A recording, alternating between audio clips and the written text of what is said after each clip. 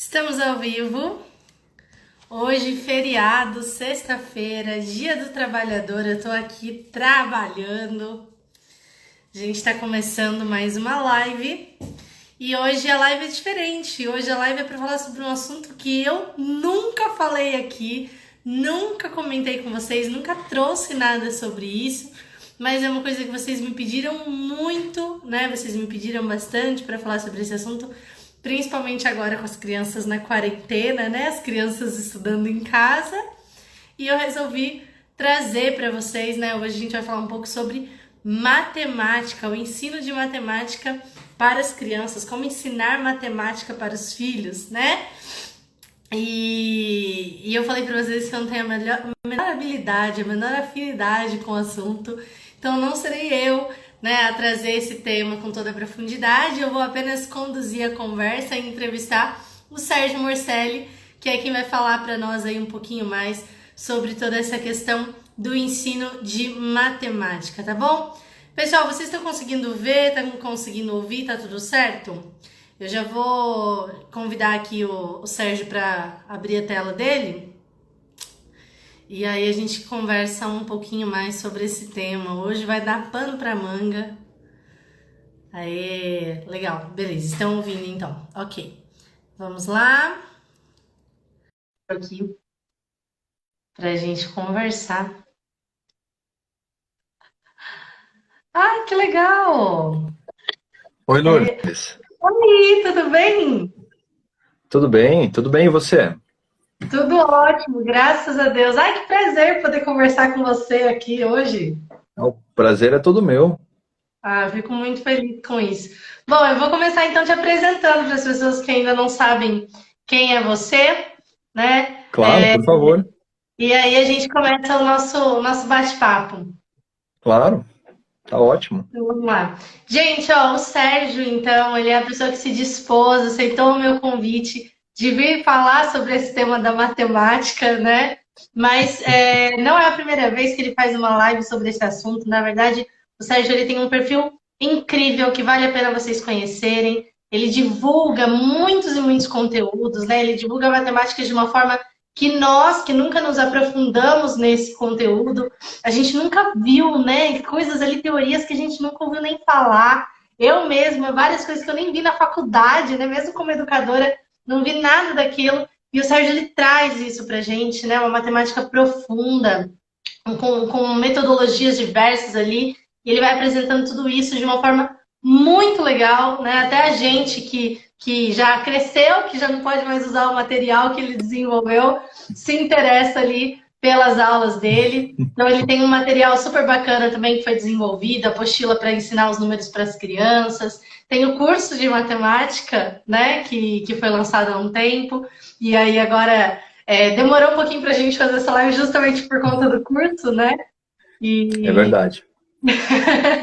mas enfim, gente, é um profissional que vale muito a pena vocês conhecerem, né? Vale a pena vocês olharem lá todo o material que ele entrega, porque é um material de muita qualidade, coisas riquíssimas lá, para a gente poder aplicar a matemática com as crianças no dia a dia, tá bom?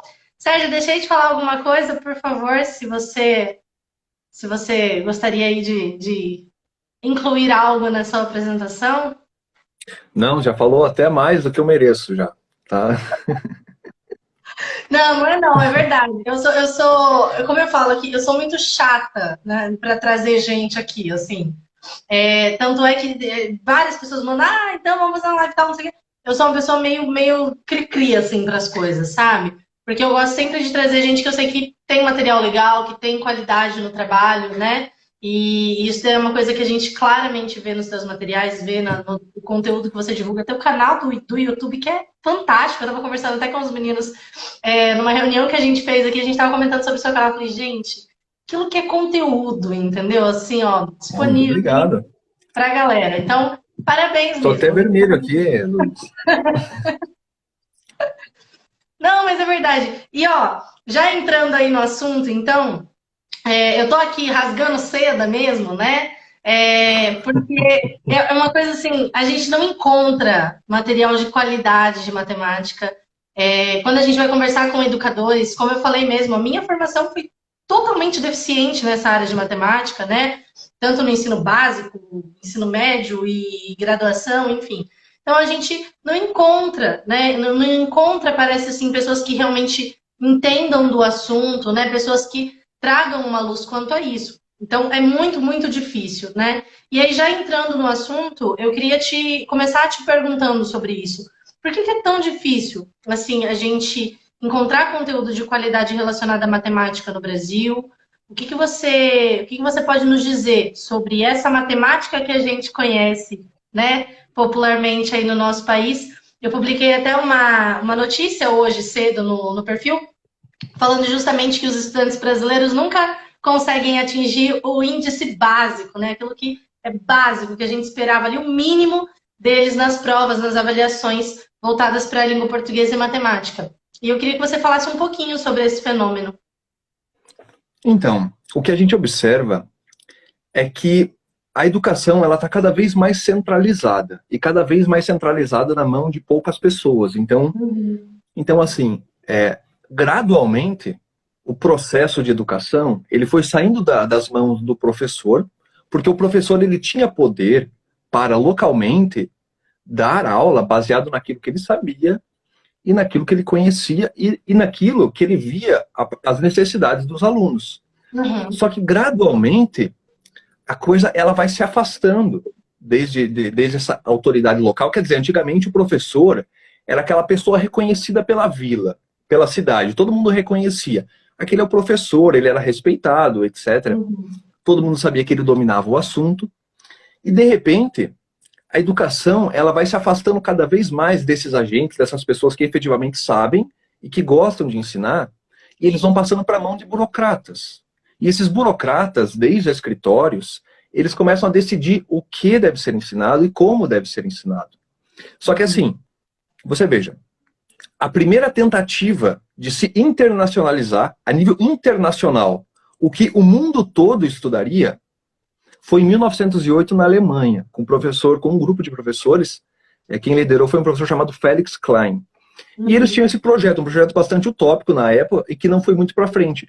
Só que depois isso se repete em 1959, isso se repete em 1980 e agora isso está se repetindo de novo em 2009. A partir de 2009, por exemplo, a gente observa que os parâmetros educacionais, aqueles que chegam até os professores para que eles, a partir daquelas métricas, daquelas diretrizes, ensinem os alunos, eles vêm desde assim, uma entidade muito distante deles. Então, o que acontece?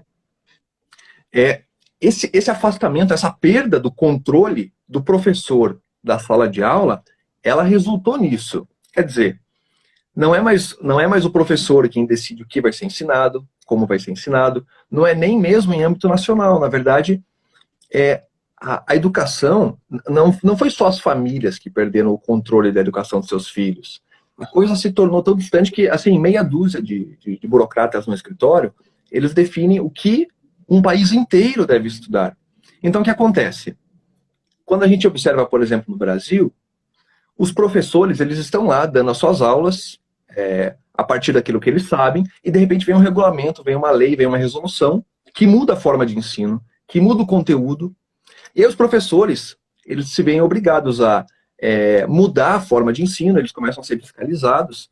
Então, assim, o Brasil hoje, ele não tem essa margem para decidir o que será ensinado em sala de aula, e nem os problemas que os professores chegam, que eles têm localmente, chegam até as autoridades. Quer dizer, você veja, hoje no Brasil a gente tem uma série de problemas no âmbito educacional.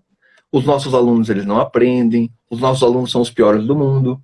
Agora, quando a coisa ela vai ser discutida, quando problemas, quando soluções serão propostas a esses problemas, os professores não são ouvidos.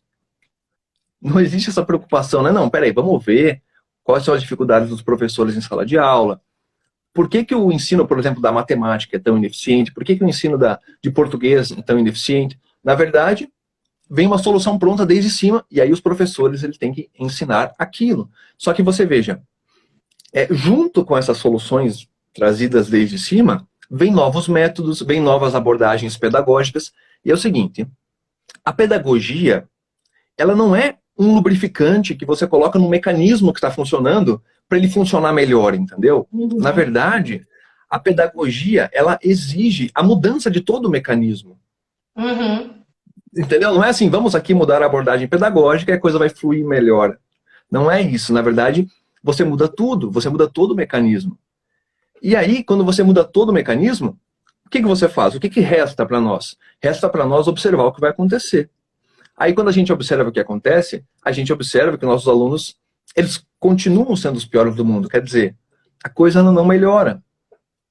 E assim, é um cenário bastante desesperador quando a gente olha a coisa desde esse ponto de vista. Mas também quando a gente olha a coisa desde esse ponto de vista, a gente começa a entender por que, por exemplo, iniciativas individuais, como a sua, por exemplo, quando você auxilia pais, etc., elas são tão boas e elas têm angariado procura, muitos pais têm se preocupado. Assim, é um fenômeno, é uma coisa que se impõe e que cabe a nós pais, a nós professores, ter alguma consciência disso, tentar entender minimamente e reagir na medida das nossas capacidades. Sim, sim. É justamente interessante porque na própria graduação mesmo, né, nos cursos de formação, o tempo todo eles trazem, não, você, professor, tem a responsabilidade de criar, de buscar outros métodos, de fazer uma formação. Mas vem aquilo, né? No estado de São Paulo mesmo, a gente recebia aquela apostilinha vergonhosa do estado, né? E era aquilo que você tinha que aplicar. Pronto, acabou, né? Então você tem prazo para cumprir. E você vê muitas vezes que os alunos não têm, não estão chegando lá, mas você não consegue pensar em outro método ou buscar outras formas. Você tem que seguir aquele cronograma e é aquilo, né? Então isso daí é realmente uma coisa muito prejudicial. E eu acho interessante agora todo esse fenômeno que está acontecendo da quarentena, né? Porque muitos pais eles não tinham noção nenhuma do que estava acontecendo em sala de aula, né? Então os professores já sabiam, nós como profissionais da educação, a gente já via tudo isso acontecer, né? Então a gente sabia, meu aluno não está aprendendo e eu estou de mãos atadas, eu não tenho o que fazer porque eu tenho que ficar cumprindo regrinha, né, canetada ali, que agora mudou, agora é esse método, agora é isso, né? E agora que os pais estão percebendo, falando assim, peraí, meu filho não sabe nada, como assim? O que eu faço? Né? Então, assim... E, por exemplo, com as diretrizes pedagógicas, um professor ele não pode nem mais reprovar um aluno se ele não sabe a matéria. Então, assim, a coisa no discurso é assim, pró-professor, né? Não, você tem a sua autonomia, mas na prática, você não pode fazer nada. E assim, existe todo um sistema assim que te limita, né? Enfim. Totalmente, assim. E aí é aquilo, né? É sempre nessa base da canetada, sempre nessa coisa engessada.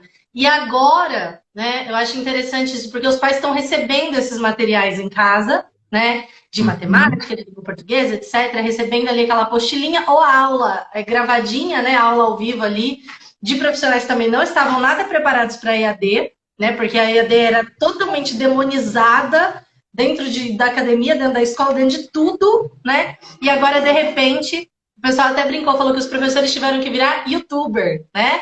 Porque agora a galera foi primeiro assim, se esse material, essa apostilinha não está funcionando, então agora eu preciso o quê? De um professor que seja dinâmico, que tenha um hack ali, né? Que tenha um macete para ensinar o meu filho, né? E eu vejo assim, essa geração miojo, né? Que eu chamo assim. Essa coisa dos 5 minutos. Né? Em 5 minutos tem que aprender. Em 5 minutos eu tenho que alimentar meu filho, em 5 minutos ele tem que aprender matemática. Né?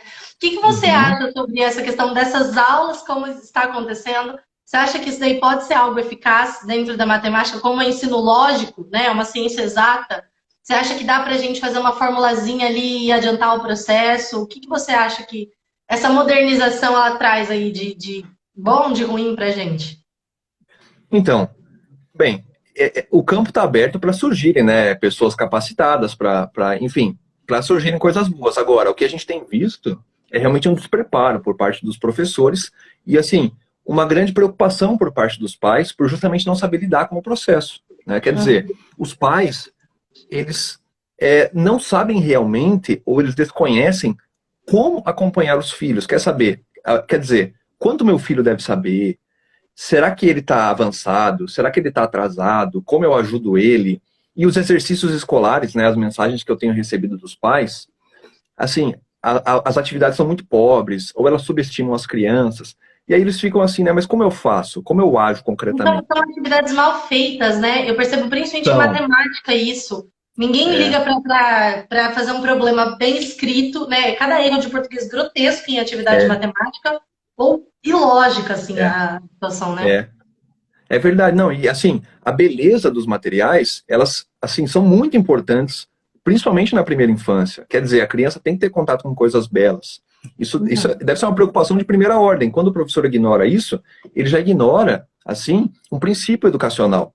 Mas assim, você veja, eu tava lendo um livro essa semana, eu falei, cara, isso daqui foi providencial, porque apareceu justamente para eu falar com a Lourdes, que é um artigo de 2015, feito por uns psicólogos norte-americanos, que eles demonstraram por A mais B que os pais, quando os pais, eles assim têm medo da matemática, quando eles estão traumatizados com a matemática, e quando eles vão ajudar os filhos, eles pioram as coisas. Entendeu? Entendeu? Então, assim, o pai vai explicar, aí ele fica nervoso, aí o filho não aprende, aí ele não sabe como fazer o filho entender, e aí, assim, a coisa piora, sabe? Então, assim, é uma bola de neve, exatamente. Então, assim, alguns parâmetros, eles nos ajudam aqui, eles nos acalmam, né? Porque, assim, primeiro, não pode ser essa situação miojo aí que você disse, né? A criança, em 5 minutos, tem que aprender, porque, você veja, a dificuldade da matemática é você transmitir essa abstração. Porque você veja, nós aprendemos muita coisa por osmose, nós sabemos muita coisa por osmose, porque nós estamos aqui, a gente lida com números o tempo todo, então a gente acaba aprendendo muitas coisas que não é bem assim que elas aprendem. Então, por exemplo, um parâmetro que todos os pais eles têm que ter é o seguinte: em matemática, o tempo esperado para a criança compreender um conceito, assim, a nível de maestria, a nível de dominar aquilo, é de 3 anos. É 3 anos. Então, todos os ensinos, todos os conteúdos de matemática, de todos os bons currículos, eles iniciam em 1 ano e eles são concluídos depois no terceiro ano. Entende? Então, por exemplo, assim, se a criança vê somas, se ela inicia a ver somas aos 5 anos de idade, então a gente espera que aos 7 ela domine o assunto, porque ela vai ver aos 5, aos 6 e aos 7. Uhum. Se ela vê a multiplicação aos 6 anos, se ela começa a ver aos 6 anos, então ela tem que dominar aos 8, sabe? 6, 7 e 8 anos inteiros. Uhum. Então, assim, muitos pais eles se preocupam, né, por exemplo, o filho não ter dominado um assunto ainda que não era para ele ter dominado. Não é assim que a coisa funciona. Na verdade, 3 anos. Quando você observa todos os bons currículos, eles são sempre pautados nesse tempo de 3 anos. Então, no primeiro ano você introduz, você trabalha, no segundo também e no terceiro também. É sempre esse tempo ele é sempre exigido, sabe? Porque você veja, a matemática, o número 3, inclusive, ele aparece nesse processo, porque geralmente, veja que curioso, a matemática, ela sempre, desde assim Uhum. dos antigos gregos, desde os antigos gregos, ela avança desde um estágio conhecido para um estágio desconhecido. Uhum. Só que essa passagem, ela geralmente tem um estágio intermediário, que é o estágio onde a gente estimula a imaginação, né? Então, assim como a gente aprende em 3 estágios, a gente também geralmente leva 3 anos para considerar que aquele assunto foi concluído, sabe? Uhum. Então, assim, esse tipo de parâmetro, eu acredito que ele auxilia os pais no sentido de acalmá-los no primeiro momento e de saber que, você veja, existe tempo, né? Existe um tempo para aquilo ser absorvido e para aquilo ser aprendido. Quer dizer, aprender, chegar à maestria, por exemplo, em somas e multiplicação, é decorar, é memorizar a tabuada. E Uhum. quando a gente observa, por exemplo, os novos currículos, essas novas métricas, a própria BNCC, existe um desprezo absoluto pela memorização. Nossa, falar em memorizar a tabuada, passar a tabuada para aluno memorizar, nossa, é uma coisa extremamente demonizada. Você não pode, de jeito nenhum.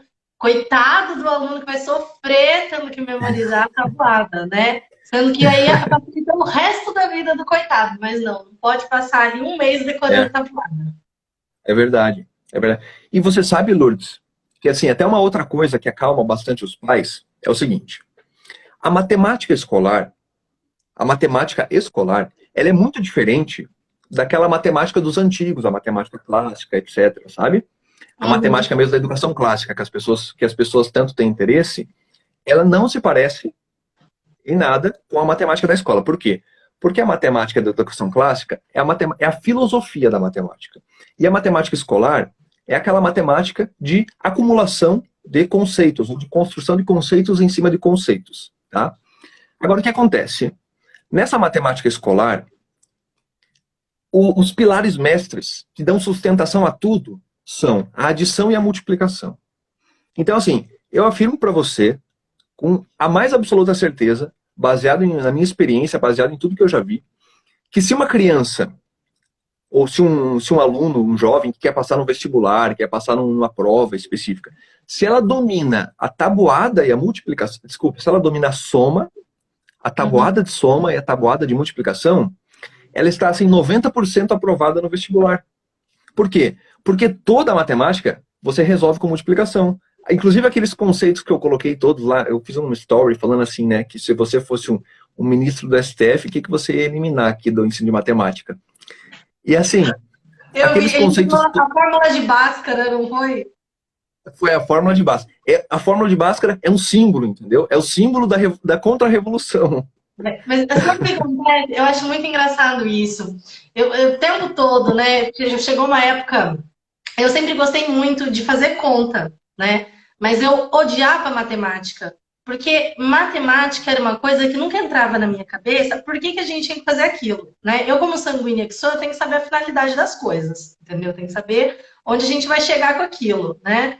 E sempre adiantada ali. E eu não entrava na minha cabeça. Eu falava, professora, mas por que eu tô aprendendo esse negócio de Bhaskara, né? Ela fala, para você passar no vestibular. Eu falava, mas não, pra que eu vou passar no vestibular? Aí eu estudo na véspera do vestibular lá, aprendo, decoro e pronto, acabou, né? E faço ali.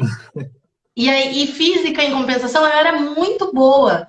Então, assim, foi uma época que era muito engraçado, porque a mãe, ela falava pra mim, ela falou assim, gente, você não leva jeito com número. Só que minhas notas em física sempre foram ótimas, né? Porque sempre tinha uma finalidade, sempre tinha tinha uma ligação, sabe? Com algo concreto do que a gente estava fazendo. Então, poxa, eu tô fazendo lá para saber a distância, para saber tempo, para saber isso, pra saber...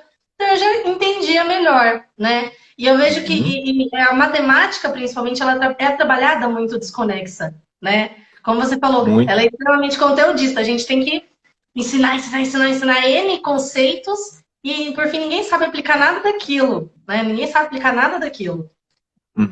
E você veja, todos esses conteúdos, por mais assim distantes que eles pareçam, eles são aplicações imediatas da multiplicação.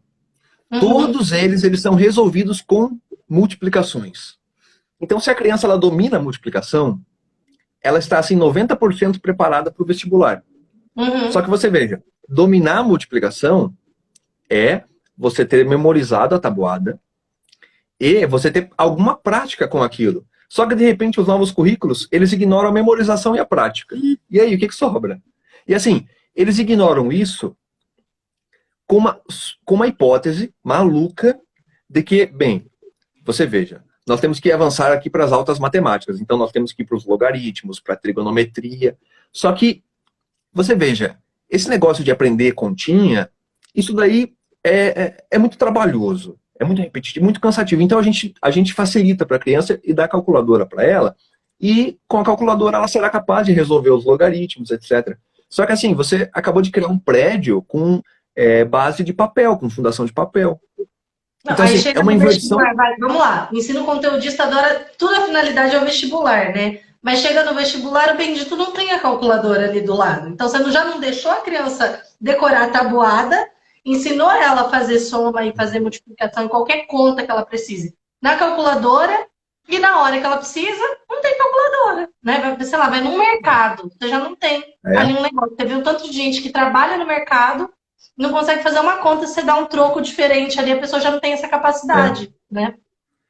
Uma vez eu tava dando aula num colégio de freira. E aí era para alunos da 8ª série, então assim, são relativamente avançados. Aí, de repente, eu cheguei numa conta que era 2 vezes 3. 2 vezes 3. E a sala ficou em silêncio, ninguém sabia. E eu perguntei, insisti, né? Vamos lá, 2 vezes 3. E aí, como ninguém respondia, eu pedi para uma menina responder assim, sabe? Ah, você responda, né? Aí ela pediu para usar a calculadora. E ela usou a calculadora para resolver essa conta. Mas assim, eu saí correndo. Eu falei, meu Deus, eu vou sair daqui. Porque o que está acontecendo? Alguma coisa está acontecendo.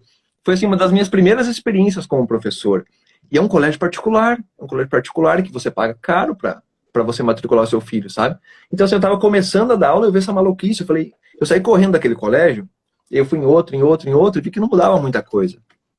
O problema é esse, né? Você fala assim, olha, aqui o negócio não tá funcionando, vou para outro, tá na mesma, né? Porque É. é isso que você falou, vem de cima, é geral isso daí, Uhum. né? É um programa realmente de desmonte dos conhecimentos, né? Uhum. Uhum. É verdade. E aí, vai. Pode continuar, vai. Então, e você veja, quando a gente lê, por exemplo, as novas diretrizes de educação, como, por exemplo, a própria BNCC, já está lá no ensino fundamental, acostumar a criança a usar as calculadoras. Então, isso é muito desesperançoso, sabe?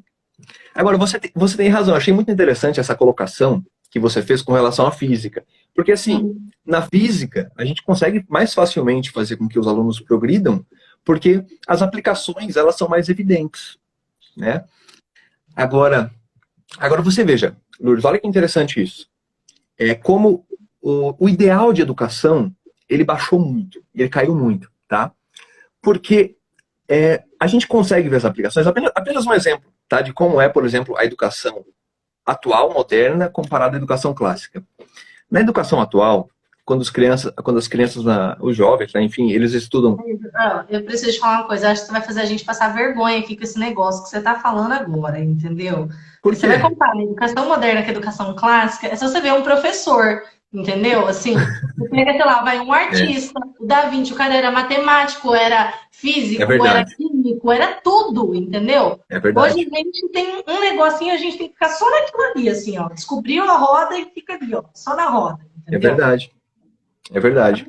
Já começa por Assim, aí, né? o ideal de educação ele é muito mais baixo hoje, né? Por exemplo, o intelectual hoje, o que é não existe intelectual, primeiro, é um especialista. É um especialista. E o especialista, ele fala uma coisa mais óbvia, desnecessária. Por exemplo, esses dias teve um acidente de trânsito. Olha que absurdo, teve um acidente de trânsito, assim, alguém foi atropelado. Aí chamaram o especialista para dar uma entrevista na TV. Vamos ouvir o especialista. Daí o especialista começou a explicar que a gente deve atravessar a rua na faixa, que a gente deve olhar para os dois lados. Eu falei, meu Deus, mas precisa chamar um especialista para isso?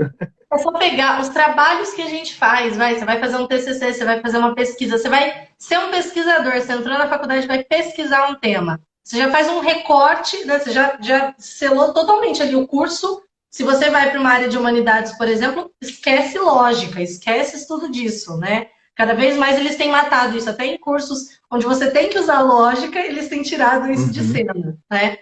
E É aí, além verdade, a educação é fragmentada, né? E aí, além disso, você vai ser pesquisador, você tem que, dentro do seu tema, recortar um negocinho pequenininho e fazer um trabalho que é, basicamente, copiar e colar todos os textos que existem com esse tema. Né? É isso. Eu vou fazer É. uma E pesquisa. ninguém vai ler, ninguém nunca mais vai ler aquilo, né? Não. E outra, é isso. A gente passa vergonha no Brasil com as nossas pesquisas justamente por isso. Porque a nossa pesquisa é Uhum. isso, é copiar e colar. Tudo que existe sobre o tema, você faz um recorte, um fichamento, basicamente, e entrega como seu trabalho de conclusão de curso, seu trabalho de pesquisa, enfim. Então, Uhum. como falo de um intelectual assim, né? E você veja, então, no caso da física, por exemplo, hoje em dia nas escolas, no ensino médio, quando um aluno ele vai estudar, por exemplo, a força centrípeta e a força centrífuga. Então, assim, existe no movimento circular, existe uma força que te joga para fora, que te lança para fora, e uma outra força que te puxa para dentro. Então, os professores eles geralmente mostram lá um movimento circular, mostram lá um pêndulo, mostram lá um movimento, por exemplo, uma determinada revolução ali, circular, e aquilo é toda a explicação que existe para isso, sabe? Então, assim, a gente compreende, né, que existe um movimento circular, que existe, por exemplo, os professores até como eles usarem o exemplo da máquina de lavar roupas, né, como ela Uhum. funciona ali, você veja, existe a força centrípeta, existe a força centrífuga. Agora, os antigos, quando eles iam ensinar esse mesmo conteúdo, eles já traziam isso para a vida da pessoa. Então, ele falava assim, você veja, você como ser humano, existe uma força centrífuga que quer tirar você do seu eixo, e uma força centrípeta que te puxa para aquilo que você realmente é. E aí, a partir disso, né, você veja, você possui um vínculo com Deus. Você é uma pessoa criada por Deus, apesar de muitas vezes você pensar outras coisas. Então, assim, existe aquilo que você é e aquilo que você pensa que você é. Quer dizer, existe aquilo que é o teu coração, porque o coração foi feito por Deus, e enquanto o nosso coração bate, nós temos vida. Quando o nosso coração deixa de bater, a gente falece. Então, assim, existe algo que te puxa para o teu centro, porque realmente é você, para a sua parte mais interior, para aquilo que Deus fez de você. E existe aquilo que te afasta de Deus. Existe aquilo que te joga para o mundo, que te lança para o mundo. Então, isso é a força centrífuga e isso é a força centrípeta. Então, o ideal da educação, ele era muito mais elevado do que hoje. Quer dizer, o aluno, ele era uma pessoa inteira sendo educada. E não apenas uma pessoa que vai ocupar um cargo na sociedade, que vai ter um trabalho, e que vai ganhar um dinheiro, e que vai, enfim, ter que ser um bom cidadão, sabe? Isso repercute em todas as disciplinas. Sim, sim. Não, e repercute na vida mesmo da pessoa, né? Você tem uma formação aí que ela realmente fala com algo extremamente profundo, né? Você não está ensinando simplesmente o conteúdo, você está trazendo essa pessoa para aquilo que realmente é o que ela é, né? E não o que ela pensa ser. Então é muito interessante, porque você acaba trabalhando ali uma educação que não chega apenas no intelecto da criança, mas chega no coração dela, né? Exatamente. Que é o que deveria acontecer, infelizmente não acontece. Sim, exatamente. Inclusive, um grande erro pedagógico hoje são esses métodos pedagógicos que focam puramente na parte intelectual, né? Quer dizer, você veja, a gente precisa aqui garantir que as crianças, que os jovens, eles aprendam, eles tenham assim o seu intelecto desenvolvido. Então a gente tem que ensinar bem a matemática, nós temos que ensinar bem a linguagem, nós temos que ensinar ciências. E aí, né, como esse se torna o foco principal, quer dizer, a educação do intelecto ela resolve todos os problemas. E aí você deixa de lado a educação moral, a educação religiosa, a própria educação do corpo. Então, assim, é uma visão amputada também da educação e que a gente vê sendo colocada em prática, né? Mas, enfim, é mais um...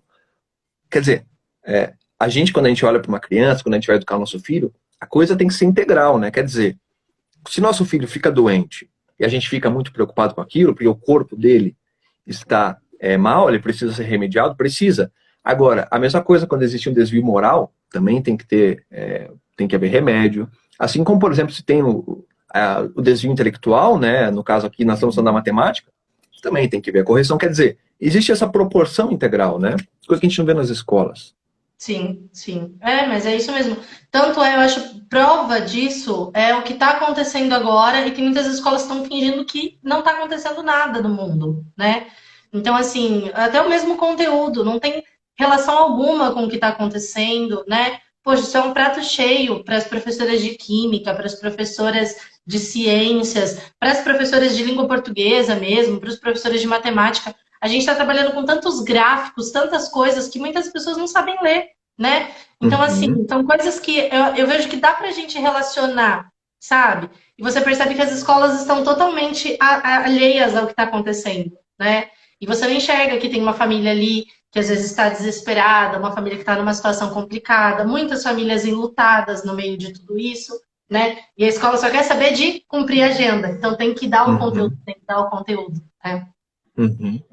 Isso também fica bem claro.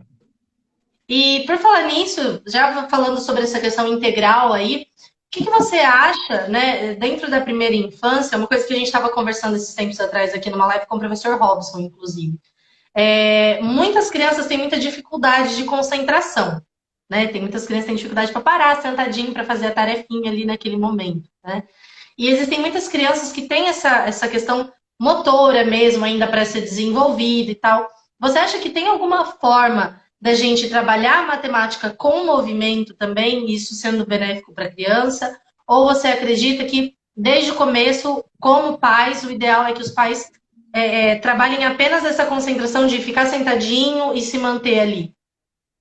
Não, de forma alguma. Na verdade, Lourdes, a coisa ela tem que andar junta. Você veja, nós temos que ter um momento ali de sentar, de trabalhar no papel, mas nós temos que trabalhar a disciplina também envolvendo movimento, coordenação motora, é o que a gente chama na matemática, né?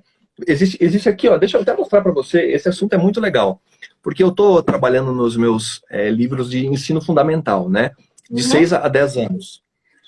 E as aulas, elas são divididas nessas partes.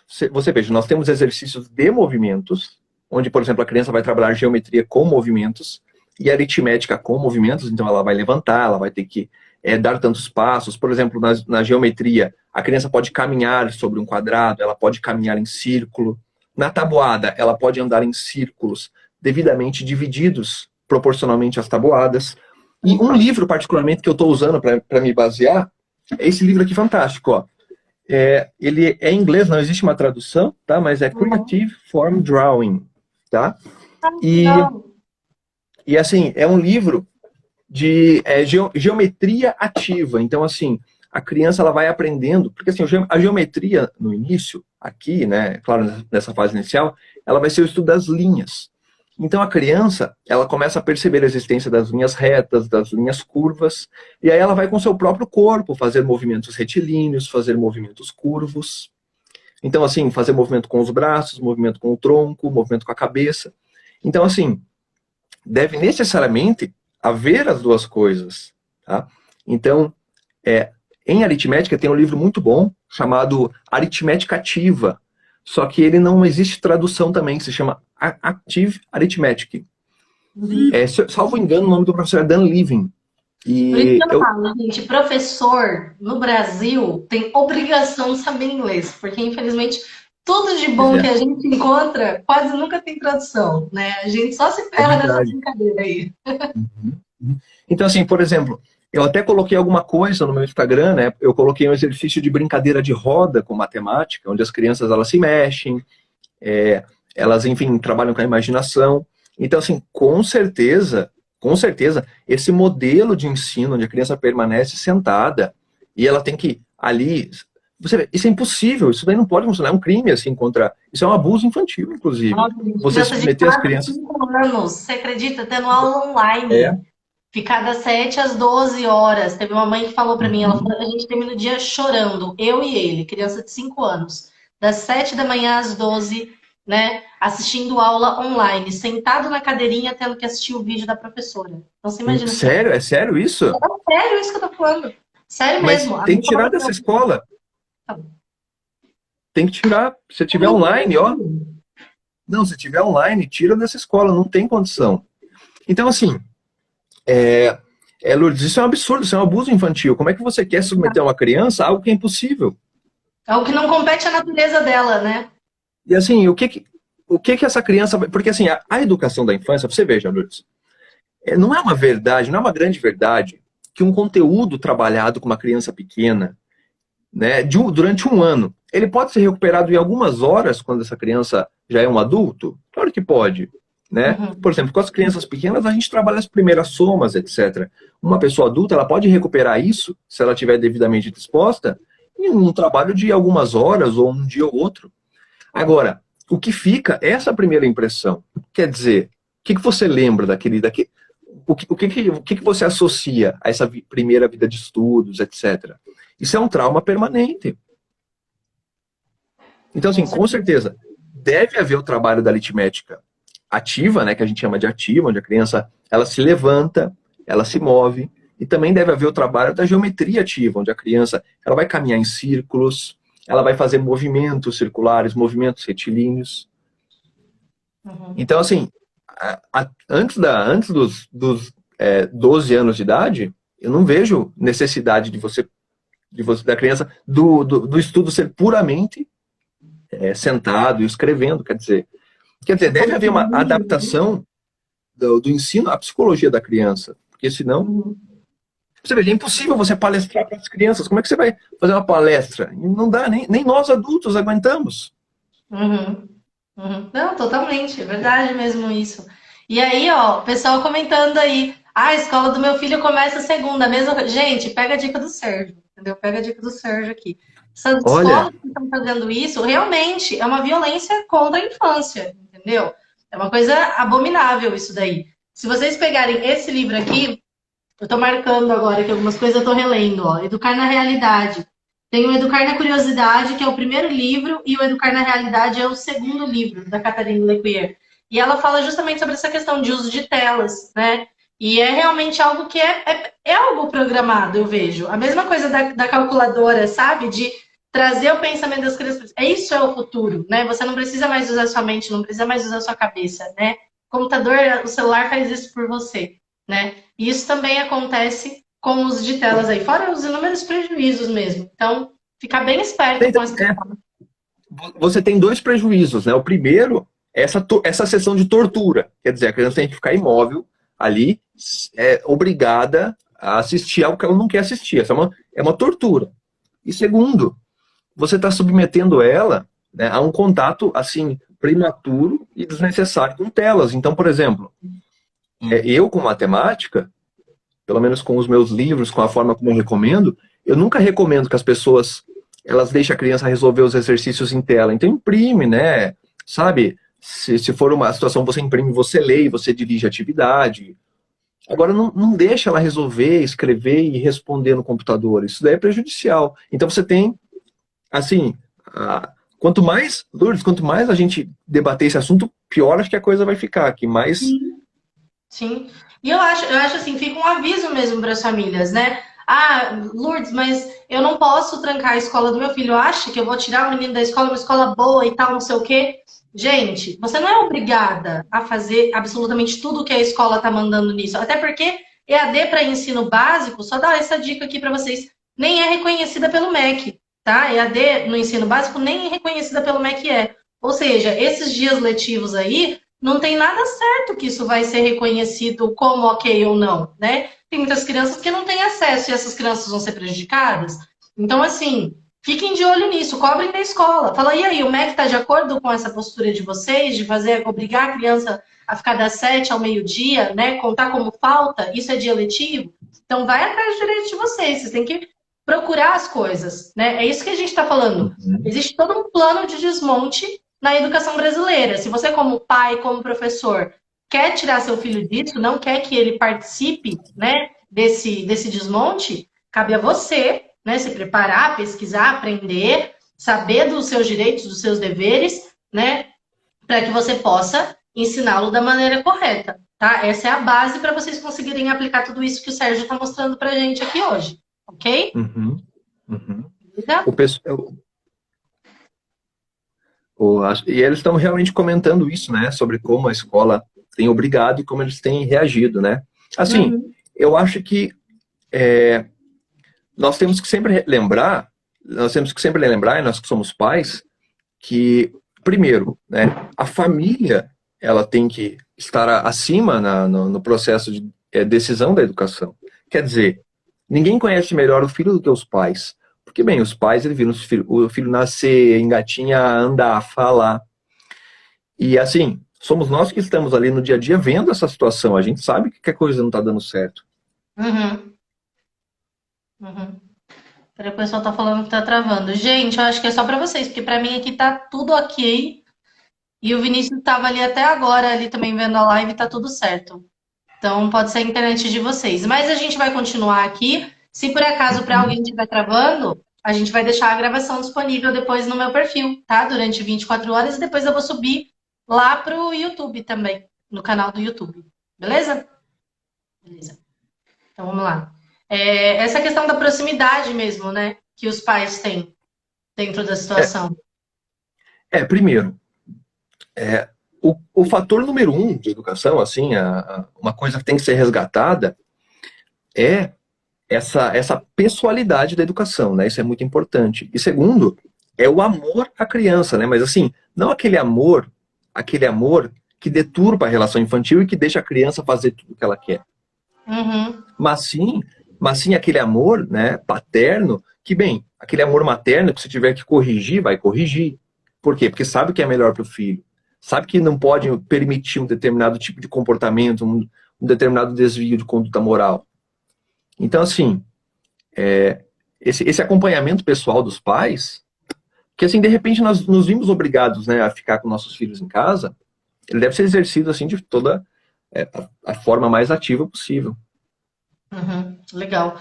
E falando já sobre correção, né? Eu acho que é outro bicho-papão da matemática que a gente tem, né? O primeiro é essa questão de não conseguir correlacionar nada, da matemática ser aquela atividade chata, parada, né? Monótona, que várias vezes as pessoas levam assim, e não precisa ser desse jeito, né? Matemática.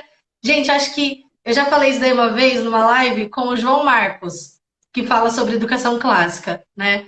E eu falei numa live com ele, falei assim, matemática é uma coisa para quem tem imaginação. As pessoas acham que linguagem, né, no sentido de língua portuguesa, literatura e tal, isso é para quem tem imaginação. E não tem. Você pega um Tolkien para ler, por exemplo, você não precisa de imaginação nenhuma, ele dá tudo ali para você em detalhes, entendeu? Então você não precisa imaginar nada. Agora, matemática não, matemática seus N problemas, né, seus N conceitos, tudo isso que ela vai trabalhar, é uma coisa que exige muito da nossa imaginação, é uma coisa que expande muito o nosso imaginário, né? Não é à toa que a música é matemática, né? É uma coisa totalmente artística ali, é matemática pura, né? Então, assim, a matemática ela não precisa ser essa coisa chata, trancada, do jeito que mostram pra gente. Mas outro bicho-papão da matemática é justamente a questão da correção, né? Muitas pessoas têm um certo trauma com a matemática justamente por conta disso. Tá errado, menino, não é assim, pai, não sei o que e tal. E aí foi para o outro extremo. O extremo de que você nunca pode falar para a criança que ela tá errada, que errou, tem que fazer de novo e tal.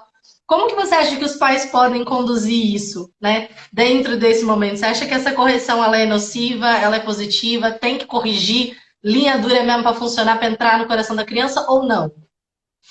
Então, a gente tem que fugir dos extremos, né? Porque assim, há uma geração atrás, as pessoas a educação caminhava dessa forma, né? Ó, tá errado, é zero, não levava nada em consideração, porque assim, quando você massifica o processo escolar, você de repente tem um professor ali que tem 10 turmas de 30 alunos e ele não tem tempo de avaliar o que o aluno pensou, não. Então, acertou é nota cheia, errou é nota zero, né?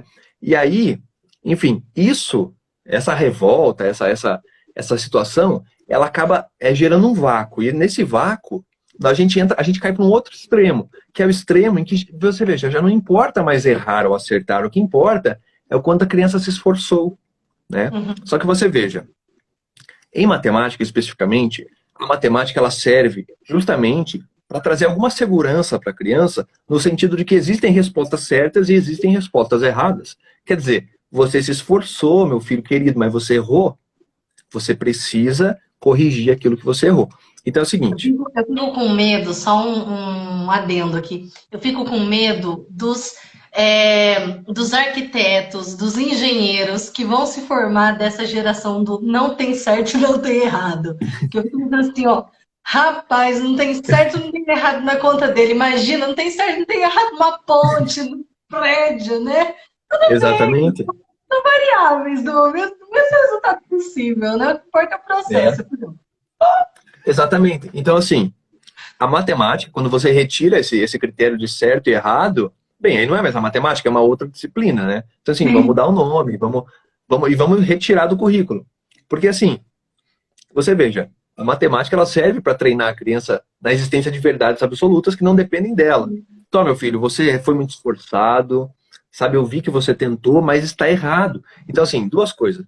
Primeiro, a criança precisa saber que ela errou, tá? Isso não precisa ser traumático, né? Você veja, errar não é traumático, todo mundo erra o tempo todo, né? Assim, só que assim, é importante que nesse processo a gente incentive, a gente trabalhe com a criança para que ela corrija os seus próprios erros.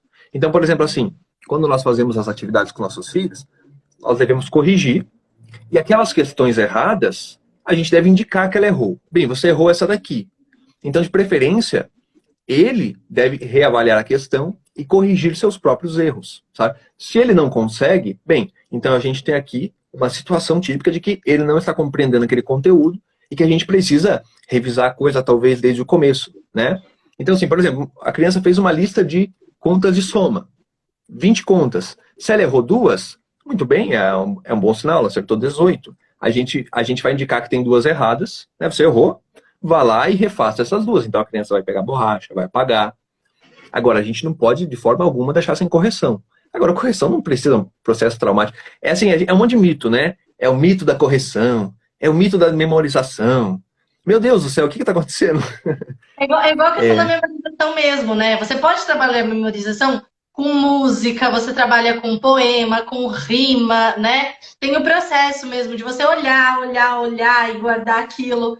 A memorização não precisa ser com uma régua do lado, né? Igual tinha antigamente, assim, abre a mão, né? E aí, duas vezes três, quanto que é? Errou? Requadro? Não é isso que a gente está falando, né? A memorização ela pode ser prazerosa, é para ser prazerosa, né? O é ensino tem claro, que ser.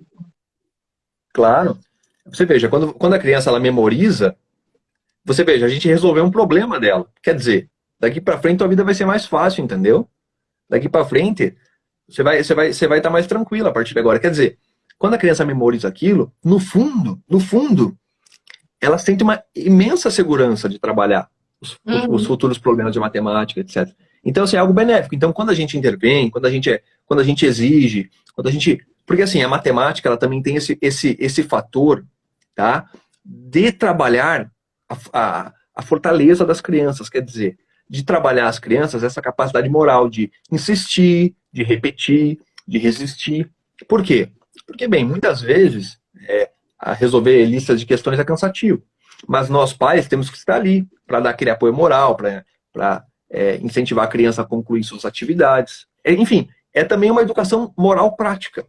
E uhum, se abster disso, é prejudicar o seu filho. Quer dizer, você uhum. está fazendo do seu filho um fraco? Sim. Não, meu filho não pode, entendeu? Ah, vai ficar traumatizado. Não, você está fazendo do seu filho um fraco. E outra coisa, tem um grande educador que eu gosto muito, o nome dele é Stuart Mill, e ele fala que, já no início do século XX, prevendo esses movimentos, né, ele fala assim, que uma geração de pessoas que só querem fazer aquilo que eles gostam está sendo formada, né? Então, Uhum. assim, a gente tem que fugir desse erro, né? Se a gente só vai fazer aquilo que nos dá prazer, aquilo que a gente gosta, bem, que tipo de pessoas nós seremos, né? Então, assim, tem muitos momentos em que a criança, sabe, ela erra, ela trabalha uma lista de somas, ela erra, assim, ela já está cansada, então tudo bem, sabe? Deixa por hoje, dá um descanso para ela, mas no outro dia nós temos que repetir, nós temos que insistir e nós temos que Uhum. trabalhar para que ela não erre mais. Então deve haver a correção, com certeza, Uhum. e de preferência que a criança aprenda a corrigir seus próprios erros. Sim, não ficar fazendo por ela, né? Geralmente a gente faz isso, apaga tudo e monta na frente da criança, né? A conta certa. A gente responde por ela daí, né? Ah, bem legal. Eu acho interessante dentro de tudo isso que a gente colocou, né?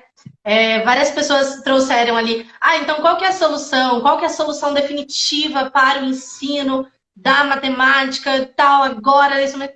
Gente, eu acho que o que fica principalmente é que o ensino ele é muito pessoal, né? Ele é individualizado. Não adianta a gente ficar pensando o tempo todo só nessa questão coletiva, coletiva, coletiva. Tem criança, né, que é mais calma, tem criança que é mais agitada, tem criança que tem mais dificuldade para entender aquele assunto, tem criança que entende logo de primeira. Então, dentro de tudo isso, eu acho a graça, né? É por isso, dia 18, inclusive, eu vou fazer uma aula só para explicar essa questão do homeschooling, que tem muita gente confundindo agora, nesse momento, né?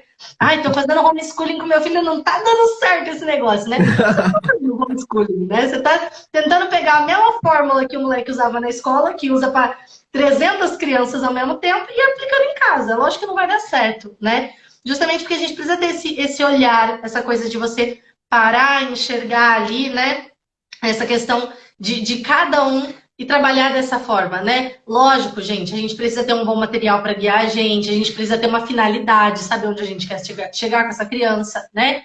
Ter alguns parâmetros mesmo, como o Sérgio falou aqui agora, essa questão dos 3 anos, eu achei super interessante você trazer isso, porque dá essa calma, mas também dá esse estalo, sabe? Tipo, poxa, se o seu filho já passou da fase de consolidar a soma e ainda não consolidou isso, tá na hora de pegar firme, né? Justamente para que a gente não deixe essa criança com uma deficiência naquilo. Então, é lógico que a gente precisa ter esses parâmetros, né? Mas entender que o seu filho, ele tem particularidades ali, né? Que os parâmetros curriculares nacionais, né? Os internacionais, então, que estão mais longe ainda, não vão olhar ali, aquela característicazinha ali da criança, né? Isso é impossível. Eu acho que a grande lição é essa, entender a dificuldade, ter compreensão, ter empatia, ter contato, relacionamento. Esse é o momento. A gente não tem que ficar olhando para dentro agora, tem que ficar intocado, olhando nossa família 24 horas, né? Tem um motivo para isso dentro do ensino, né? E a gente pode usar isso daí como uma lição, ou a gente pode continuar indo nas propostas aí governamentais, propostas, né, da escola e tal, de simplesmente massificar a coisa e amassar as crianças, né? Macetar as crianças em casa de conteúdo, né? Ou fazer como o Sérgio mostrou pra gente aqui, uma matemática encantadora, né? E eu queria, inclusive, falar aqui, que o pessoal também mandou aqui algumas perguntas bem específicas. Gente, quem está perguntando sobre matemática montessoriana, matemática Waldorf, matemática do ensino clássico, daquilo outro, gente, o Sérgio, ele tem um canal que vocês precisam entrar no canal do YouTube dele e assistir os vídeos, porque ele vai trazer tudo isso lá explicadinho pra vocês. É incrível. É Aí, ó, não incrível. preciso falar mais nada. A Lourdes já falou tudo. Você devia me contratar só pra fazer propaganda, só, que eu fiquei boa Mas nesse vou, já pode passar o orçamento, Lourdes. Não, mas é verdade. E eu queria que você terminasse falando para a gente um pouquinho sobre a questão do teu material. Você desenvolveu, né, materiais para auxiliarem essa questão aí dos pais dentro do ensino da matemática dos filhos, né? Fala Uhum. para a gente o que já está disponível aí, o que, que os pais podem buscar agora como um apoio nesse momento. Então, até o momento, eu tenho os materiais apenas restritos ao período pré-escolar, né? Então, 3, 4, 5 e 6 anos. E aí agora, a partir do final de maio, a gente vai começar a lançar os materiais do ciclo fundamental, né? Então, da primeira, da segunda, da terceira e da quarta série. Então, eu espero conseguir, né? Conseguir montá-los, né? E apresentá-los assim de uma forma que eles fiquem muito bons. Quer dizer, eu estou com bastante esperança de apresentá-los e que eles assim atendam as expectativas e também as necessidades, né? Acima de tudo, as necessidades, porque assim muitas coisas precisam ser trabalhadas e consolidadas, sabe? Pouco a pouco, um pouco por dia. E eu torço para que dê tudo certo, viu, Lourdes? Eu peço aí, quem tiver interesse pode me acompanhar, pode ver, tá? Uma coisa que é interessante da gente observar, né, para os pais que eles, assim, eu vi algumas perguntas com relação ao BNCC aí no chat, e que particularmente a gente vai ter que rever isso para todo o ciclo fundamental. Então, assim, os meus livros mesmo, eles incorporarão isso. É o seguinte, quando você lê a BNCC, ela fala sempre assim, né? Quando ela fala da multiplicação, da adição, da divisão, ela fala que a criança deve construir os fatos da adição, construir os fatos da multiplicação, construir os fatos da divisão. Mas o que é isso? Isso é basicamente o seguinte: quando você vai numa escola, quando você tem contato com os professores, você vê o que eles estão fazendo efetivamente, o que na prática isso significa é que as crianças, elas devem inventar os seus métodos de adição, elas devem inventar os seus métodos de multiplicação. Tem que E inventar assim, a roda, né? Já está lá pronto, o coitado tem que se virar e inventar o que já existe. Porque a gente não pode ensinar o que existe. é uma situação desesperadora. Imagina, Lourdes, você quer comprar um carro, aí você vai lá, não, você tem que inventar um carro para você, porque isso aqui não pode. Então, assim, nós pais, nós precisamos sim desses parâmetros, desses recursos, né? Então, quer dizer, você veja, os algoritmos eles estão aí para nos ajudar, a memorização está aí para nos ajudar, o ensino com movimento, né? Esse próprio livro aqui, esse daqui é um livro que eu recomendo que vocês comprem, tem muito conteúdo para ser trabalhado, então os pais eles precisam desses recursos, né? Esses recursos eles vão conduzindo os pais, mas assim mantendo-os tranquilos, tá? Então, por exemplo, a regra dos 3 anos, tá? É algo que vai auxiliar muito e dispor de alguns bons materiais é sempre bom também. Tá, bem legal, bem legal. Então, gente, olha, vale a pena vocês conhecerem. Essa live ela vai ficar salva lá no meu canal, como eu falei para vocês. Mostra aí o livro de novo, Sérgio. Aí, gente, esse aqui. Ai, meu Deus, está encerrando aqui agora 24 segundos. Mas é isso aí, então. A gente falou bastante. Queria agradecer, Sérgio, tua presença aqui hoje. por falar Obrigado, eu. conosco. E eu espero que você volte mais vezes aqui. Obrigado, Lourdes. Claro, vai ser um prazer. Eu espero mesmo. Bom, vai lá depois, tá no meu perfil, link lá do perfil, link da bio. Vai ficar salva essa live lá no YouTube.